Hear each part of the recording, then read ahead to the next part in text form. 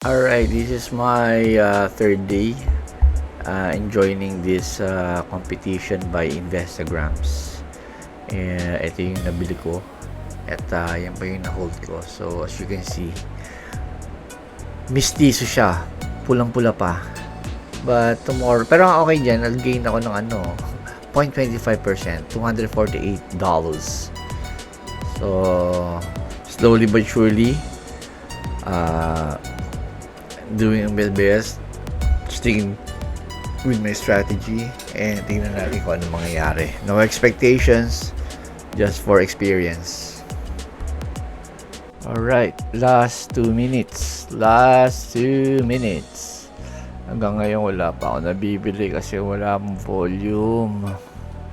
May volume nga yung ARKF kaso nasa resistance naman. Asan? Nasa resistance din. May gulay.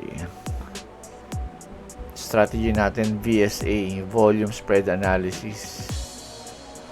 So, hindi ako bibili hanggat walang volume na 3 times more than the average, 14-day average. Kasi kung hindi totoo itong mga to, minsan may mga chamba pero ayaw natin nun. We're trying to be as professional as possible. My gulays, grabe, imagine nyo ito, ano na lang, last 10 seconds wala talaga, wala.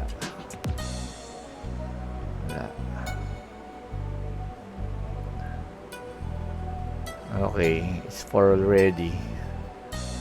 Tapos na, market is closed.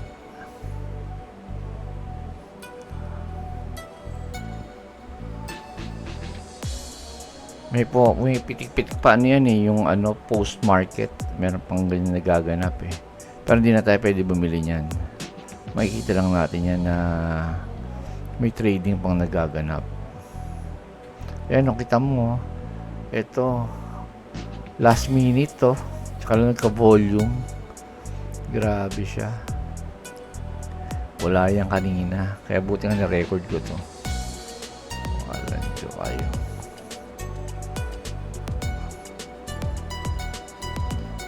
Tama last minute tsaka lang nagka-volume. Di ko alam kung gano'n o late lang tong invest Okay. So yun lang, just sharing.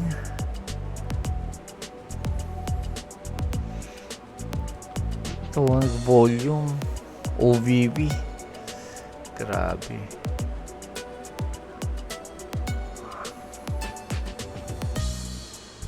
Kanina wala yan.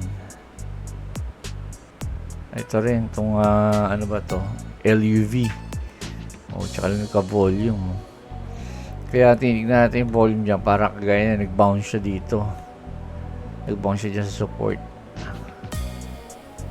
Wait. Tagalin natin to.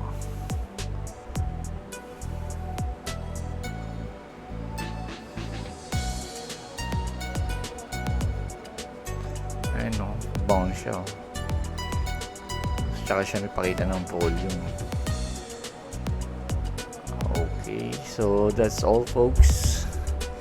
I'll just share with you my mga nabili ko today sa competition is MRK and BRTX. Yung McDonald's tsaka yung Apple, hold muna ako dyan dahil medyo maganda itsura niya. Okay, so ang kinita ko pa lang $248 pa lang. Well, newbie. Okay, let's go.